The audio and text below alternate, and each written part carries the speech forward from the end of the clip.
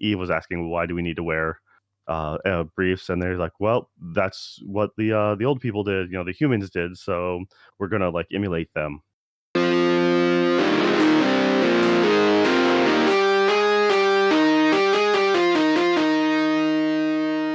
Hello and welcome to another Damn Anime podcast. My name is Nick and I will be your host. Here with me is my good buddy Joe. Joe, how you doing today? Doing all right, man. Just seems like only yesterday that we were just talking. Oh, wait a minute, it was. But yeah, doing all right since the last 24 hours for our last podcast. Uh, Yeah, it's been a whole 24 hours since we spoke on a podcast. It's never too early and it's yep, never too late. another damn anime podcast should be coming up hopefully tomorrow. So Yeah, I actually just uploaded it. So it is on YouTube and it's on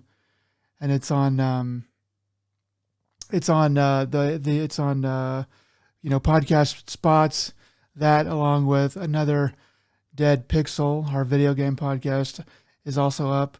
So yeah, those are cool shows too. But today we're going to be talking about Nier because this is our Nier anime discussion podcast. We're going to be talking about episode number 5, Maverick, which I guess it'll come clear as to why they called it Maverick, this episode Maverick, but it wasn't immediately clear to me watching it, but maybe we can figure that out here today. But so let's just go ahead and dive into it. So we're just going to kind of be talking about the summary and sort of our thoughts on the goings on and maybe questions that we have as we go through it. First up, cold open on two characters that we met 2 episodes ago at the end of episode 3. Adam and Eve are their names, and they are Caucasian-looking, or I guess light-skinned androids with white hair. One with long hair. Adam has long hair, and Eve has short hair, and they're both masculine. And it starts out with them sitting at a long table at opposite ends of a really long table on like a roof overlooking a landscape. And they are sitting in tighty-whities, underwear. And Adam is reading a book and Eve is asking about why he is supposed to eat apples. yeah, it's Being and Nothingness, volume 1. Yeah. Apparently was what he was reading. And yeah, it's very, if you need a kind of a mental image, just think Dante from Devil May Cry, both the old and new versions, essentially, long white hair or a shorter, haircut style, so it's very much that. And yeah, discussing exactly why, like, Eve was asking, why do we need to wear briefs? And they're like, well, that's what the old people did, the humans did, so we're gonna like emulate them. So yeah, that's kind of an interesting way to start the discussion, and also skirt the fact that like they need to have clothes or else this can't air on TV. Yeah. It's pretty weird. And Also asking the question, why do they need to eat plants? yeah, he was like, we don't need, to eat food in order to survive. That's what Eve was saying. But Adam was saying that humans learned a great deal by eating apples. And then Eve was like, yeah, well, that's kind of weird, but if I eat this apple, will you play with me? And Adam's like, he kind of looks up at him like he doesn't really want to, but he's like, yeah, sure. And so Eve was like, okay, I'll eat like a bunch of apples. And it's So essentially, yeah, he's the one is the studious and the other one is just the well, one's like seems to free be spirit. like older and more studious and serious. The other one, Eve, seems to be more younger, acting more immature and less like studious, like you said. So yeah, it's and then that from there it just cuts, and we go to the opening song, and then we go over to 2B and 9S are traveling with these cans of oil. And they have some light conversation, which I didn't really find to be too important, I don't think. But they come upon this old human shopping center, basically an old mall, um, and they kind of see some old stuff and have some conversation about the strange things that humans used to do and have. Um, One thing I'll admit is during the conversation on the bridge just before that, you know, part of the conversation goes uh, to be talking about how it's better to essentially be safe and to live rather than to fight and die. More or less paraphrasing, and because essentially 9S is just complaining the entire time, being like, this isn't, kind of our oh mission. yeah, this is boring. He's very much a whiny child in this respect. He's also, you have to have the funny man, straight man, and Mm, so he's supposed to be the funny man out of the duo.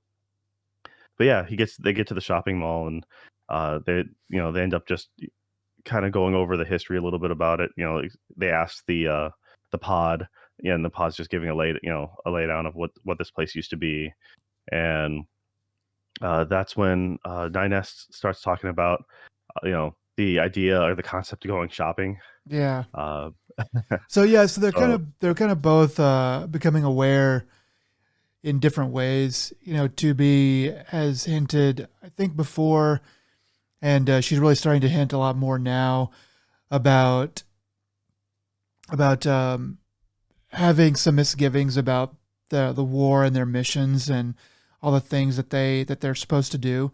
Um, and and 9S is still pretty gung ho about all that stuff, but in the other way, he is very much more interested in sort of the frivolous things of life, whereas 2B is not really interested in those things as of yet in this episode. But they end up kind of continuing on through the shopping center and making it to their destination. At which point they come upon this village of machines, and the machines seem to see them coming because they approach them and they're just waving white flags as they approach them, as they approach the androids. And to be a nine, like, what the heck is this? But they kind of see that they're peaceful, so they start to talk, and I kind of figure out that that these machines have created a village, and that they're basically separated from the war, and they are not part of the machine network. He actually says at one point. So the So main, he being Pascal. yeah, Yeah. So Pascal is the first green-eyed machine you end up seeing thus far. So as opposed ah, to being the neutral, passive yellow that you've been seeing, he's actually green-eyed, opposed to red as aggressive. So yeah, unlike everyone else, he is completely fluent and like coherent. The rest of them you've seen up to this point, the yellow ones have always kind of they've been neutral, but they've been stuck on their own like protocol loop, yeah, or they'll learn something and they'll just do that. Early episode where like raising the flowers, or just doing the carnival stuff, or the at the amusement park. They just whatever they're kind of they're following a certain program, but he is fully aware of what he's doing, and he says he got his knowledge because his hobby is to read. yeah. So, and he believes that communication is key for all this, and he's completely coherent the entire time. He knows that the key to any relationship is communication, and he understands that they're skeptical of them because they've been fighting for so long. So yeah, it's actually pretty interesting that way. Yeah. So you kind of reminded me just now. So Pascal is he is the first green-eyed machine that we have seen alive and talking, but there is actually one other machine that we saw in what is it, the first or second episode, that Right before it dies. right before it died, it did turn its eyes did turn green. So it seems to denote some sort of realization, understanding, or at least change in demeanor and philosophy, maybe, uh, Pascal has gained, but managed to survive, whereas the other one did not. There's a scene in the game way later where Pascal is reading in his library, and he's reading Nietzsche, and I won't say what he says, but I hope because they might include it. I think they probably will, but be on the lookout for that because that was a it's kind of an interesting scene because it kind of shows the way that Pascal thinks, I think, and it's just kind of funny. But but for now, all we see is Pascal is showing them his library, but 9S is still dubious. He says something like, "Well, you getting really good at communication would just be a way that you could fool us or trick, androids or whatever." So he's definitely mistrusting still, even though Pascal and the village have shown him every reason to trust them. Yeah, they do the flashback up a bit of why they went there in the first place, and that was because when they were at the resistance camp, they were told, and this kind of alludes to last episode where they mentioned how communication and there has been precedence with talking with robots or to the machine life forms, and that it's possible for peace to happen. And so they alluded that last episode. They didn't really explain much else, and so yeah, this is essentially they were told, yeah, deliver like there is a village. They're actually peaceful. If you don't believe us, make the delivery, and you'll be able to see for yourselves essentially and assess. And that's what they did, and that's the whole reason why they were here, and that's the tip they got.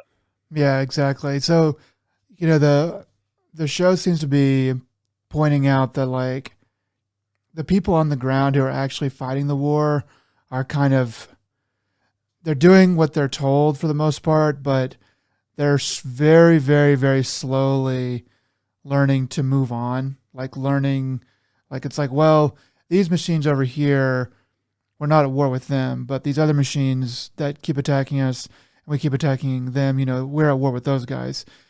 So, but they're starting to be like, hey, we don't need to be, fighting like all the time. So it's just sort of both sides sort of realize it, but neither side really wants to admit what that means on a grander scale. So I thought that was interesting.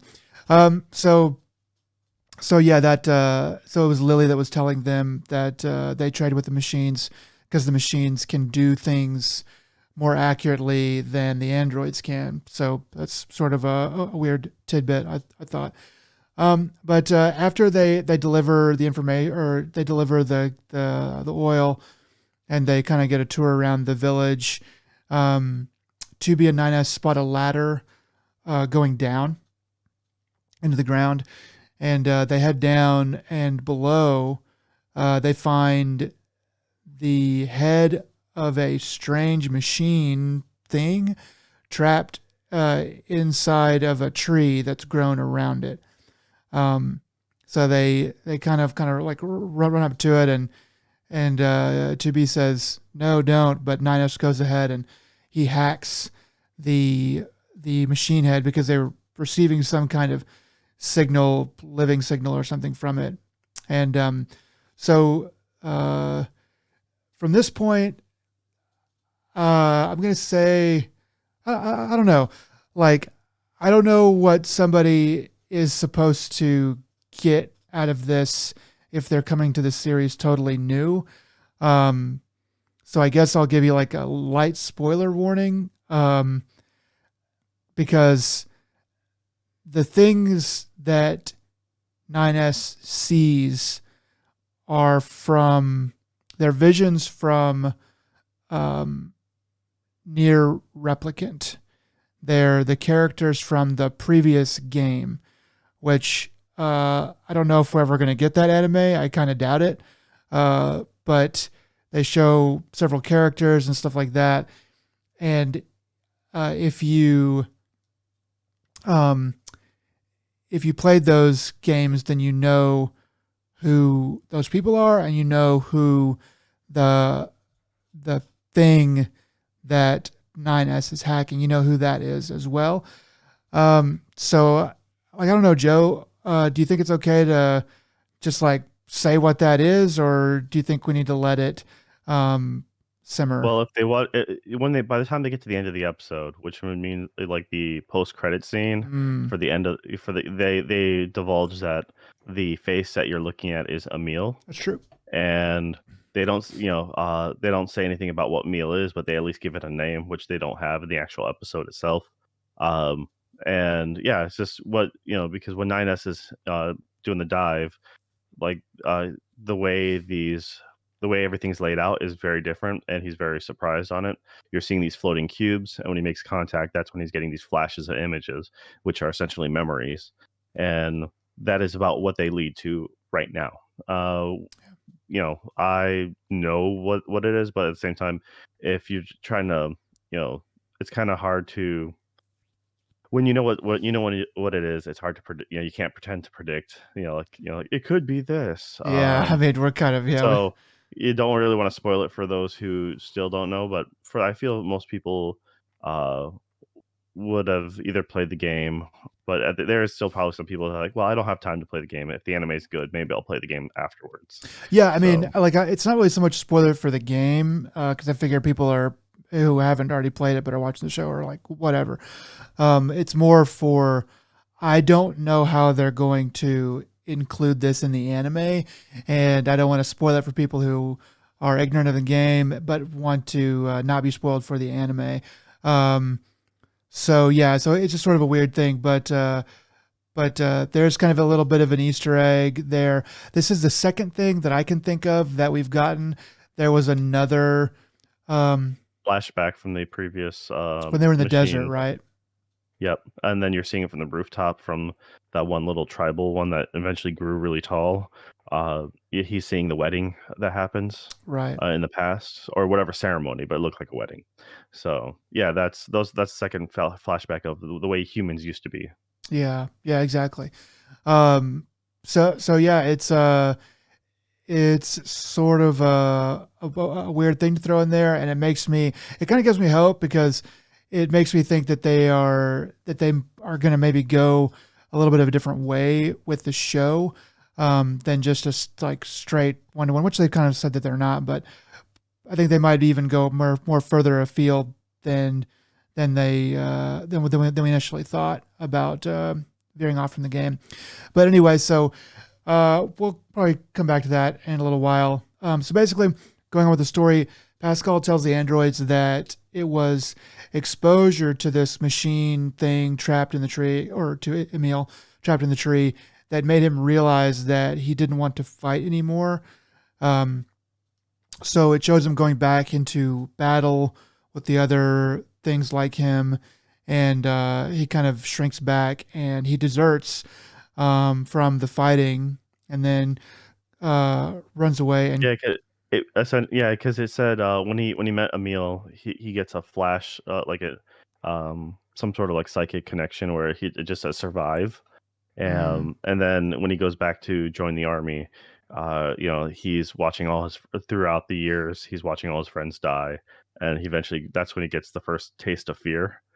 He's finally afraid for his own life, and then that's when he decides to desert. yeah, During which his entire flashback is animated differently it than the is. rest of the series. It almost reminds me of kind of a DC comic book style, or like the way they do some of their the animated works, but it's very darker tones, very not as many color gradients, I guess is the best way to put it. And A but little I like more. it. It's a little more of an American style It's that I've seen almost, yeah. before. It's So it was a very good way to put it. I thought they I don't know, changing that for his flashback was a unique perspective because it's his memory and it's the way he sees it, not necessarily the way everyone else would. Yeah, and it's more stylized. There is more like stark contrast and shadows and stuff like that that definitely give it an interesting look to it. There's also some pretty cool shots with him standing in front of the tree and the perspective they give on that is pretty cool. I enjoyed that.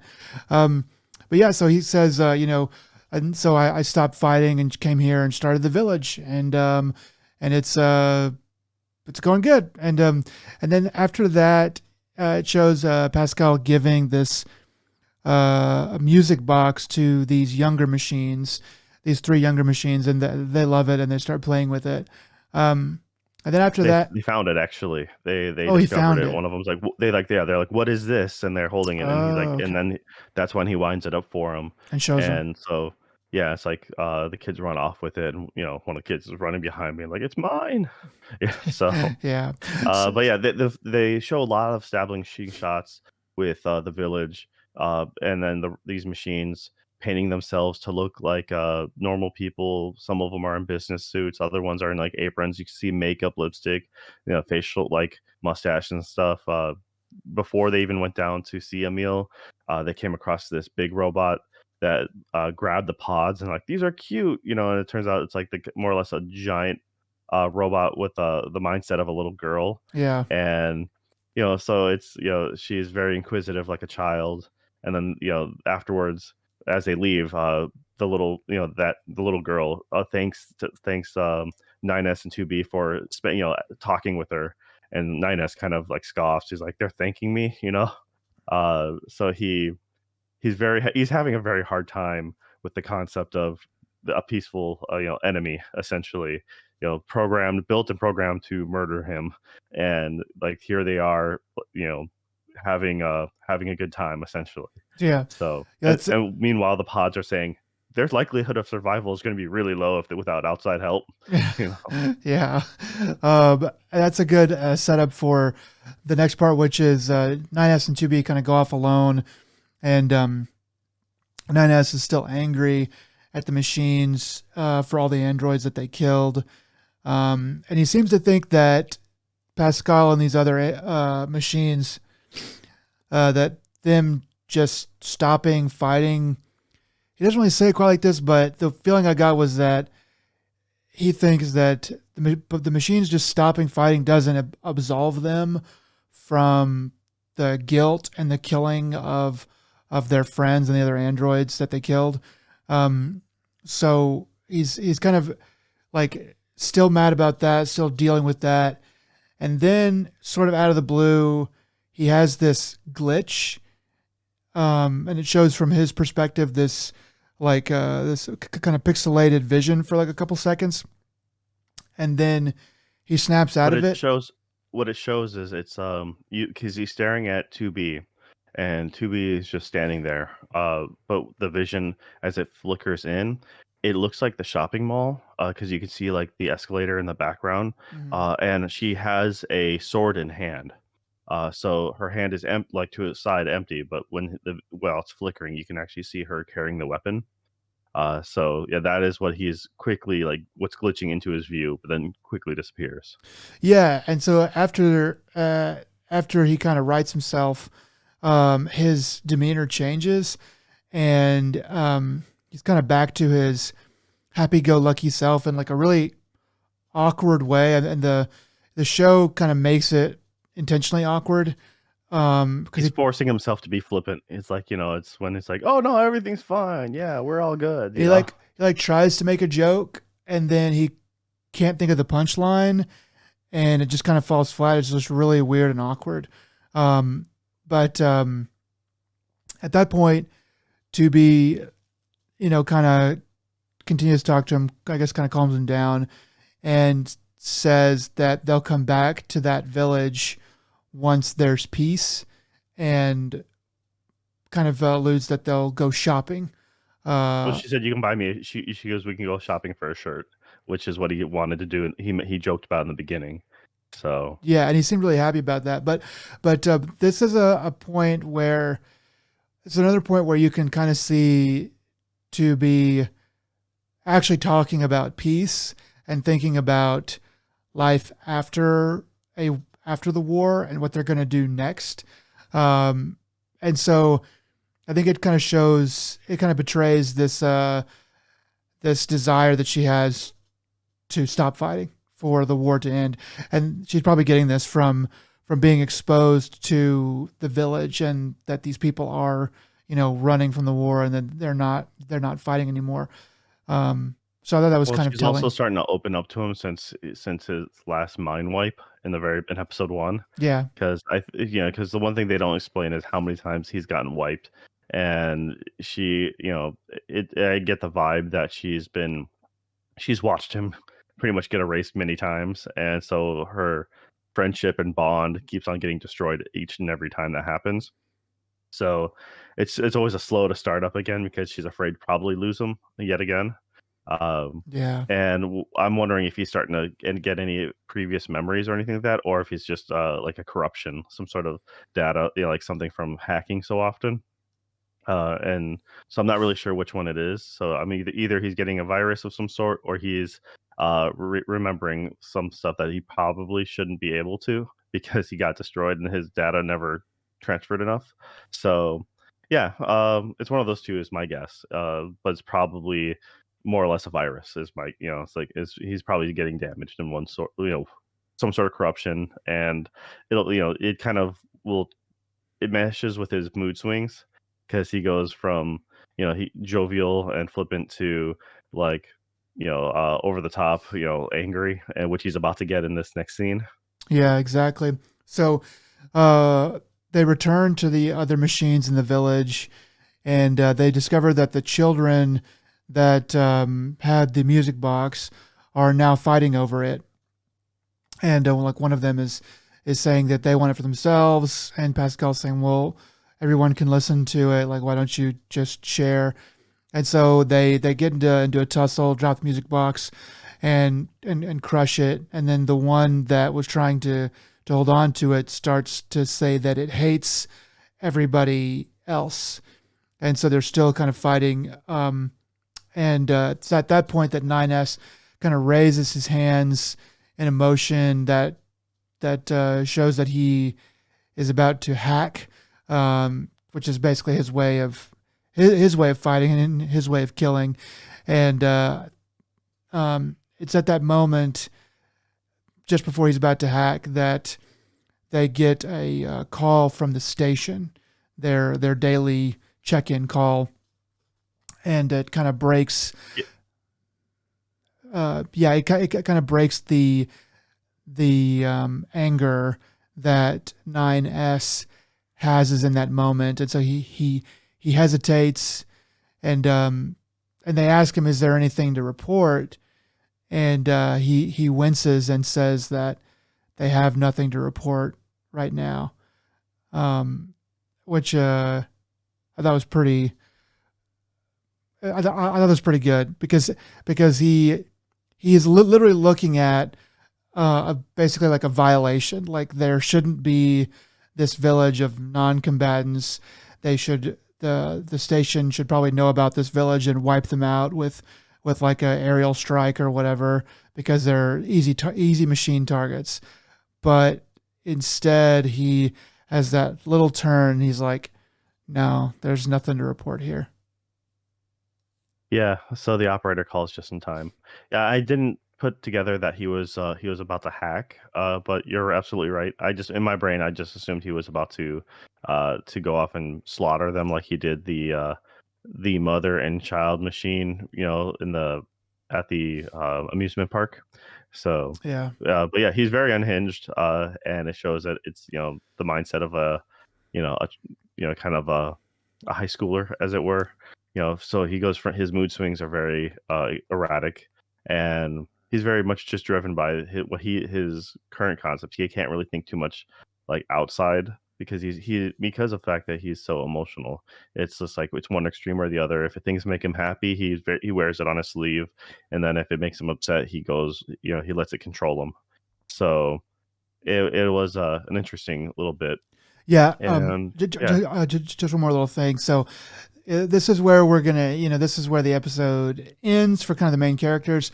But it's funny that both this episode and the last episode ended with our main characters with the previous episode 9S being like, you can't hesitate, you have to kill these creatures.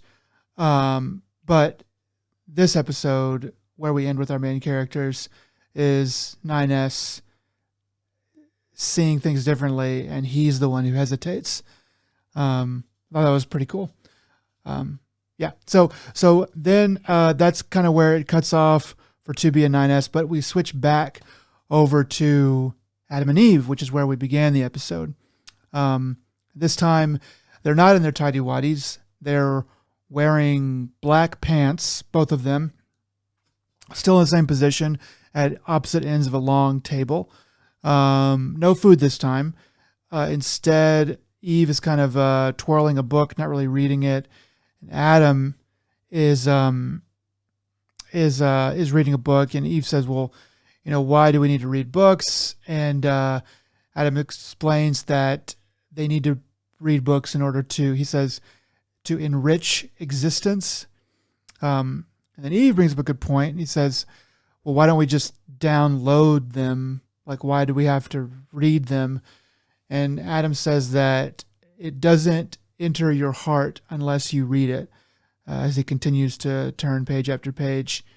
And then from that So point, they showed. I was gonna interrupt with the yeah, go ahead. their aesthetics as well, because they shows they're now also wearing like a glove with a claw at the end. Not sure if it's Oh an actual yeah, physical upgrade, and at least Eve has a half sleeve, like a tattoo. tribal tat, essentially, Yeah, and I think that Adam has something similar. He or at least it's a glove. It might be a full length, like just, but it's only one arm. So they're very much starting to form that, like form their own style as as they're evolving on the spot. And yeah, and then plus you're seeing, like you mentioned, twirling the book. Eve is actually using some sort of like telekinesis. It's floating. It is not. He's not just holding the book and like spinning it. He's literally floating above his hand. So it shows that he has some sort of power there. yeah. That was a good way to show like that they. I mean, you could kind of guess, and it's anime, so it's like whatever. But it's a good way to show, hey, these beings have maybe extra power that we haven't seen before, at least in this world. Um, so yeah, so the episode sort of concludes with Eve kind of continuing to ask Adam questions sort of about this, but Adam kind of interrupts and tells Eve that he should start referring to him with the honorific or like not so familiar. So instead of saying like hey bro, he says you need to refer to me as like elder brother. It's the opposite. Um, it's he because he was saying he goes from Onichan to Nichan. I'm pretty sure. Uh, Nope. at least that's maybe I'm remembering it wrong, because he ends it with Nissan, though. I'm pretty sure. Well, Nissan versus Ni Chan. Chan would be pretty familiar, and San would be something you'd say to like a colleague. But, I mean, I can watch it again, but It's fine. Like I said, I think I just read it wrong. It was like I said, it was towards the end. So, there's a but lot yeah, of because he stuff was going I'm on. pretty sure he was calling him brother the entire time. Um, and he says it's almost time that you call him. I'm trying to remember. I'll have to look it up again. But yeah, I thought he was making him be more casual, because he's uh they're evolving their speech. No, it was the other way. Okay. It was the other way. Because Eve has a sense, has like a look of fear on him a little bit, and Adam has kind of is very serious, and almost, there's a little bit of malice there, a little bit of something kind of going on. Because he calls him because at the end he calls, okay, bro," and then he responds at the last word saying, "Good boy," and that's how at least that's how the subtitles ended. I He remember that. stops himself from So saying, I guess we're just gonna have to look it up because it's we'll have to argue about this and come back next time with a proper answer. I mean, Um, it's right here. I have it ready to go. Um, I'm fine because I have you, brother. Um,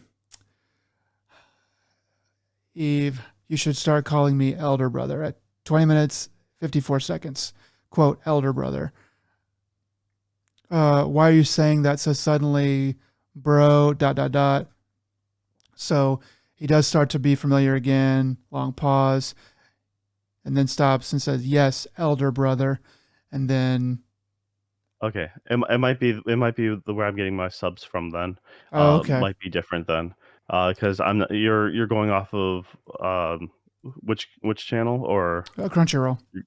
Crunchyroll? Okay, yeah. So I'm getting mine from might be it's not Crunchyroll, so it might just be a different Oh, okay. translation. All right. Okay, maybe that's it then. But yeah, so that was kind of the main thing that they were trying to get at was that Adam is being their personalities are developing and Adam is kind of getting more strict, um, for whatever that means. He's becoming the dominant one. He's exerting his authority essentially, which makes Exactly. sense in that reference because yeah, for sure he's the smart one. He's the one giving all the shots, telling the other one what to do. And so he's yeah for that makes sense in that regard. Yeah. And that's he says, good boy. And that's where the episode cuts off and ends for the actual storyline. And then let's not forget our precious puppet show that comes up. Another kind of weird one that's delivered very quickly, and I had to watch it twice to really make sure I was getting the joke. Um, yeah, so it's puppets pop up to be 9S, and then Emil is in the background, and they show so 9S and then to be show like risque ish poses of themselves, like drawings, very well rendered drawings of them in sort of awkwardly. How do you? 9S loses his shorts and 2B Yes. loses her skirt. Yeah. Exactly. Her heat dissipating skirt. Or he dissipates Because skirt. Yeah. yep, it's a function thing, just like their masks. They're actually functional. It's not just them covering their eyes for the sake of it. Everything even has a though function. even though it is, but but yeah. So they kind of use that to like show a little more skin on both of your two favorite characters, and then Emil is in the background and he says, I'm gonna do it too, and the screen like goes bright and completely white, and apparently his nuclear reactor or whatever went off, and he turns the entire planet to a crisp, and it says something about now the planet floats in Thing, cold, dark space or something like that. uh, what came up for me was it just becomes inhabitable for human creatures. Yeah. So that's yeah. He ends the world. Yeah, exactly. So, yeah, another kind of little cute one. Definitely, those first couple three were probably the best so far. I hope that they can kind of return to form here soon, but it's fun either way. Uh, I thought this was a solid episode. I thought this was actually it's gives you way more you know background and character development. I thought this was actually far better than the previous the one. second episode with the flower robot. So Okay.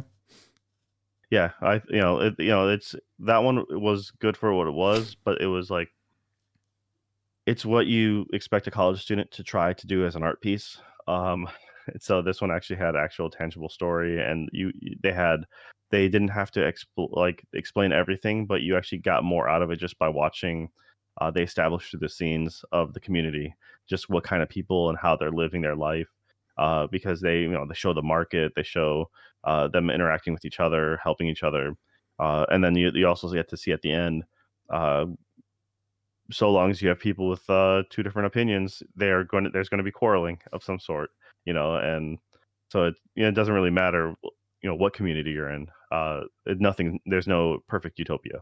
Yeah, So yeah, they showed that they still had problems despite being pacifists and breaking away from the war. They're still going to be fighting, in and among their ranks. So yeah, that's pretty much where the episode ends. I thought it was pretty strong compared to the previous episode, which I know they're in they're in a they have their budget and their time crunch. I think this one and the previous one could have used two each. I think the previous one probably especially needed a little bit more time to show you what was really going on there, to build more than they actually did. But it is what it is. I'm hoping that they are going to go kind of more into the old Nier stuff, the Nier replicant stuff, and bring that up. It seems that they kind of keep hinting at it and throwing a little bit in there. I just hope that they do end up adding a little bit of that in there, and that's why they're kind of speeding through some of this video game stuff. Is like I'm hoping that they want to, flesh out the story, sneak both stories in there, and make something that's a bigger offshoot from the game, from either of the games. But anyway, that was pretty good. All right. So what you said you had a theory on what Maverick was. So why they titled it. So what was your theory? I think it's probably to do with Pascal primarily, but also 9S and 2B, but mostly Pascal. So like a Maverick is like basically somebody that just does what they want essentially, and that's definitely Pascal principally, but each of the main characters in this episode sort of has a Maverick moment where they kind of break from what they're supposed to do, say, and think. So that would be my guess. Yeah, I would totally agree. It's centered around Pascal, though the other two have their one bit, but it's interesting that they chose the Maverick itself, but yeah, and then for some, like I said, it's just weird that they have the bracket around the R this time. And once again, I'm still looking at these. I'm like, they're just weirdly placed, and it's just like it's going to be some weird code at the end. It's you do it backwards and then change it into numbers and then Yoko Taro is just fucking with you. Yeah, probably. He loves his meaningless bullshit. He will put meaningless crap in there just because he can. So you can't trust him. But yeah, anyway, I think it's a bit of a return to form for the show. And yeah, it's encouraging, and I'm looking forward to the next one. Yeah, for sure. Yeah. Well, luckily, hopefully, no one else gets sick and it doesn't get delayed again. Because Yeah. I don't think they could afford to get delayed again. Yeah, they probably burned all of their sick time. Well, anyway, I think that's going to do it for us here today. Thanks for hanging out. I've been Nick, and with me, Joe, and we'll see you next time. Take it easy. Bye.